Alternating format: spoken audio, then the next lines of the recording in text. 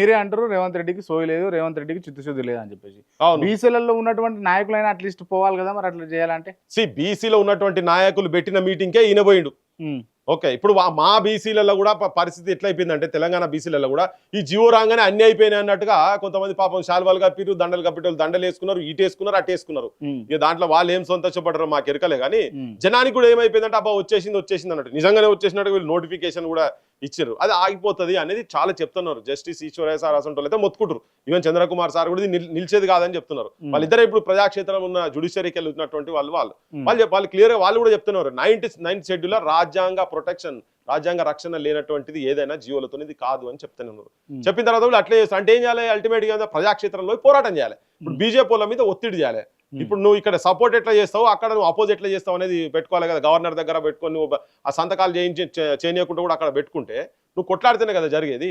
నువ్వు ఇప్పటిదాకా కనీసం ఇప్పుడు అందరు కలిసి ఇక్కడ అన్ని పార్టీలు సపోర్ట్ చేసిన అంటారు కదా. ఓ 4 సార్లు అఖిల పక్షం తీసుకొని పోయి ముఖ్యమంత్రి కాల్ ఇచ్చి అందరు రానరా, మేము మరి ఎంఎల్ఏలు ఎంపీలు మొత్తం రానరి, అన్ని పార్టీలలో మొత్తం పోయి కూర్చుందాం, ఇంక్లూడింగ్ ఇక్కడ ఎన్నికైనా కిషన్ రెడ్డి, బండి సంజయ్ కూడా ఉన్నాడు కదా మంత్రులు, వాళ్ళని కూడా తీసుకొని పోయి మరి పార్లమెంట్ దగ్గర మేము కూర్చుంటాం, పార్లమెంట్ దగ్గర జంతర్ మంత్ దగ్గర ఇంకెక్కడ కూర్చుంటే ఇక తెలంగాణలో బీసీ సమాజం కాదు దేశం మొత్తం ఉన్న బీసీ సమాజం వచ్చి కదిలే పరిస్థితిగా ఉంటుండే. ఎందుకంటే ఒక తెలంగాణలో ఏది ఉంటే మిగతా రాష్ట్రాలలో కూడా జరుగుతుంది అనేది వాళ్ళకు కూడా ఆశ పెరుగుతుంది కదా. కానీ మీరు చేయలే. అందుకే చెప్తున్నా, ఏదో మనం అక్కసు తోటి అనే కాదు, ఆయనకు లోపట లేదు చిత్తశుద్ధి లేని శివ పూజలు రేవంత్ రెడ్డి చేసేటి అన్ని.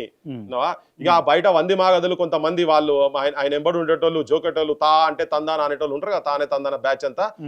మా రేవంత్ రెడ్డి ఇంద్రుడు చంద్రుడు, ఆయన ఆ కులంలో పుట్టినా వీళ్ళకి మాత్రం చేస్తాను. ఆ కులంలో పుట్టిన వాళ్ళు కొంతమందికి నిజం కూడా ఈ జాతుల మీద ప్రేమ ఉండొచ్చు, కానీ ఈ రేవంత్ రెడ్డికి మాత్రం ఉన్నదని మాత్రం నేను అనుకుంటలేను. అదైతే ఉట్టి బక్వాస్ మాట, ఫాల్తూ మాట అది. ఇప్పుడు కోర్టులు స్టే ఇవ్వడం వల్ల ప్రభుత్వానికి ప్లస్ అవుతుందా మైనస్ అవుతుందా? ప్రభుత్వం ఇప్పుడు ఎట్లయినా అరి కత్తెరలా పోకశెక్క లెక్క అయిపోయింది ఇప్పుడు కాంగ్రెస్ వాళ్ళది. ఇప్పుడు ఎందుకంటే దానికి అంతా ఇంటెలెక్చువల్స్ కావచ్చు, మా బొట్టలం కావచ్చు, మీ బొట్టలు అందరం కలిసి దానికి ఒక ఇంపార్టెన్స్ తీసుకొచ్చి పెట్టినాం. ఇప్పుడు కూడా వాళ్ళకు అర్థమైపోయింది. ఇప్పుడు ఏం చెప్తున్నా, బిల్లు కనుక వచ్చేది ఉంటే 18 నుంచి 42 కనుక అయ్యేది ఉంటే తెలంగాణలో దాదాపు 3000 మంది సర్పంచ్లు అవుతారు. ఎంతమంది? 3000 మంది అడిషనల్ గా సర్పంచ్ అయితే ఇప్పుడు 2345 మంది ఇప్పుడు సర్పంచ్లు యాజ్ ఇట్ ఈస్ 18% కనుక అయ్యేది ఉంటే, ఇప్పుడు 42% కనుక పెరిగేది ఉంటే 3020 మంది సర్పంచ్లు బీసీలు అవుతారు. అంటే క్షేత్రస్థాయిలో రాజ్యాధికారంలోకి వస్తారు. 1,12,300 వార్డు మెంబర్స్ ఉంటే దాదాపు 30,000 పైన వార్డు మెంబర్స్ అడిషనల్ గా అవుతారు. అంటే నీకు రాజ్యం మీద పెత్తనం చేసే కాడికి మాత్రం ఆడికి వచ్చి కూర్చుంటారు 42% కనుక అయ్యేది ఉంటే.